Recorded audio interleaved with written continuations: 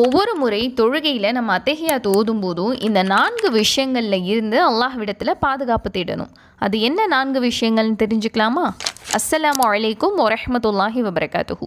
நபி ஸல்லல்லாஹு அலைஹி வஸல்லம் சொல்கிறாங்க, உங்களில் ஒருவர் தமது தொழுகையில் கடைசி அத்தஹியாத் ஓதும் போது 4 விஷயங்களிலிருந்து அல்லாஹ்விடம் பாதுகாப்பு கோரட்டும்.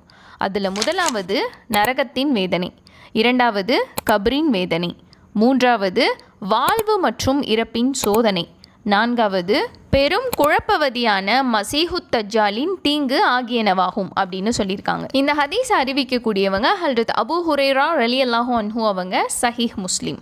நம்முடைய தாய்மொழியில் நமக்கு தெரிஞ்ச மாதிரி இந்த 4 விஷயங்களில் இருந்து அல்லாஹ் கிட்ட நம்ம பாதுகாப்பு தேடி அத்தஹியாத்துக்கு பிறகு துவா செய்யலாம். அப்படி இல்லைனா இதுக்குன்னு தனியாக ஒரு துவாவையும் நபி ஸல்லல்லாஹு அலைஹி வஸல்லம் கற்றுக் கொடுத்துருக்காங்க.